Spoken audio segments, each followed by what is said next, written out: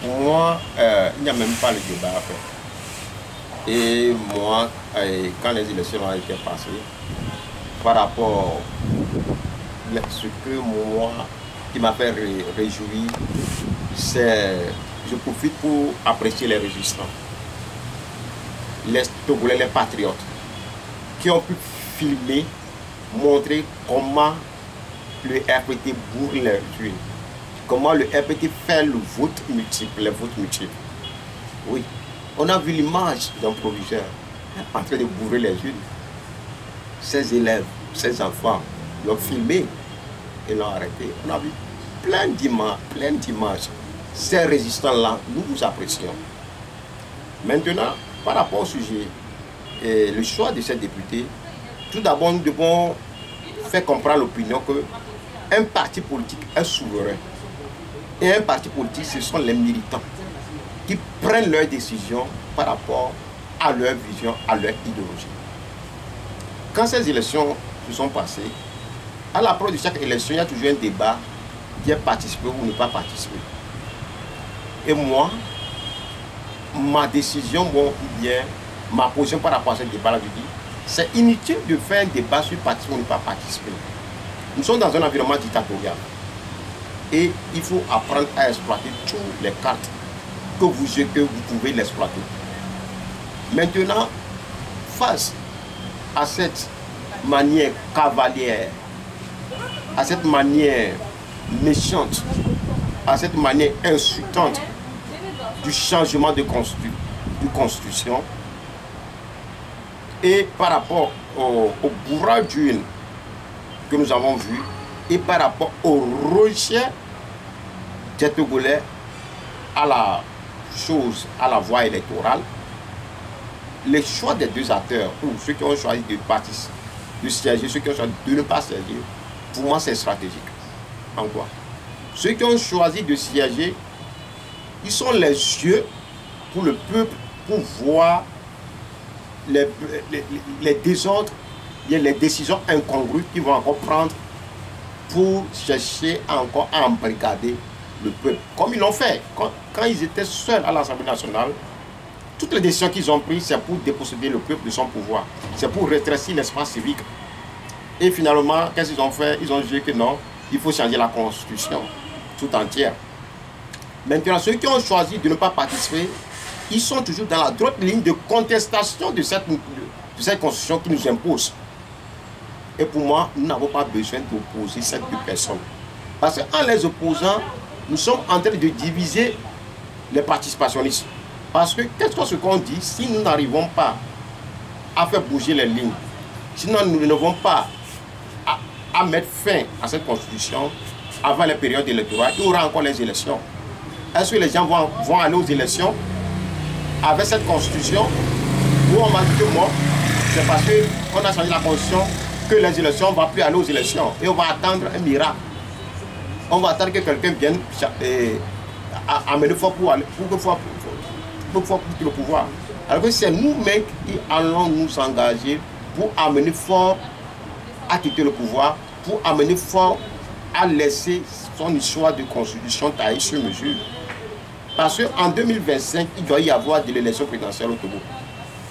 Et les gens ne peuvent pas, à un an de l'élection présidentielle, retirer le pouvoir au sein de choisir le président et que la personne qui a le pouvoir, le principal pouvoir, cette personne n'est même pas élue par les députés, il est choisi par les députés du parti majoritaire. Quelle est cette incongruité? C'est-à-dire, avant, le peuple choisit une personne, pendant ces cas-là, ils n'ont rien fait. Maintenant, cette personne n'est même pas choisie ni par les députés, ni par le peuple, mais nommée par ses amis députés. Comment est-ce que cette personne-là peut travailler pour les Togolais? Donc, pour moi, nous avons de l'urgence à faire. Il faut mobiliser les gens. Il faut travailler et à mobiliser toutes les couches socio-professionnelles. Nous avons les étudiants à mobiliser, les tassimans à mobiliser, les étudiants à mobiliser, les élèves à mobiliser, les mécaniciens à mobiliser, les enseignants à mobiliser, les élèves à mobiliser. les avocats mobilisés, les juges à mobiliser, les universités à mobiliser. Même nos frères soldats aussi doivent se lever pour leurs droits. Parce que dans la Constitution de 1992, il y a un article qui est fait pour donner le pouvoir aux soldats, aux militaires, de ne pas se donner à des actes inhumains. L'article 21. Dans leur constitution là, ils ont levé la substance, l'esprit de l'article 21. Ça ne se trouve plus dans leur constitution. Où on a mis en annexe les droits et devoirs du citoyen. Vous n'allez pas voir l'esprit de l'article 21 de la Constitution de 1992. Donc, nous tous, on doit se lever pour nos droits. Par rapport à cela, est-ce qu'on va perdre le temps sur siéger ou ne pas siéger? C'est une perte de temps. Et je dis une chose. Quand vous voulez exploiter un fait pour nourrir une opinion publique, il faut se poser la question, quelle est la position de l'oppresseur par rapport à ce sujet? Quelle est la position du RPT uni par rapport à siéger ou ne pas siéger? Et c'est par rapport à cette position que vous allez construire votre discours. C'est-à-dire, tout fait qu'on doit exploiter, ce fait doit nourrir l'opinion en notre faveur, à mettre le peuple debout. Mais si on doit exploiter un fait qui va créer la division, la démobilisation dans notre camp, pourquoi nous devons perdre le temps et l'énergie sur ça? Les vacances arrivent. Comment nous allons faire pour occuper les jeunes de nos quartiers? Comment nous allons faire pour que chaque semaine nous organisions les footings? Comment nous allons faire pour organiser des concours, des compétitions de football pour nos jeunes frères et profiter de ces moments-là pour nourrir la conscience politique? Comment nous allons faire pour organiser des concours de danse? Comment nous allons faire pour organiser des concours de slam? J'interpelle la diaspora de tous les quartiers. J'interpelle la diaspora de toutes les régions. J'interpelle la diaspora de tous les villages. Investissez pour qu'on occupe les jeunes pendant ces vacances-là. Ce sont des choses qui sont plus rentables pour la lutte que de perdre notre énergie sur siéger ou ne pas siéger. C'est un faux débat. Et ça ne va nous amener nulle part. Et c'est un débat qui va diviser les combattants de la liberté. Et à l'heure actuelle, nous n'avons plus perdre le temps pour la division des combattants de la liberté. Vous aviez appris qu'il se préparait qu'il y aura des élections pour ces deux personnes-là dans la préfecture du Golfe. Quel texte dit ça? Moi, je suis en train de lire cette fameuse constitution. Je ne vois pas là où on a écrit que quand les députés refusent de siéger, en termes de protestation, il faut une nouvelle élection. Ça n'engage qu'eux. Pour moi, tout cela se passe parce que nous sommes silencieux. Tout cela se passe parce que nous sommes restés cloîtrés dans nos cœurs. Si demain nous sortons des millions de personnes dans la rue, est-ce que cette constitution va encore exister? Non.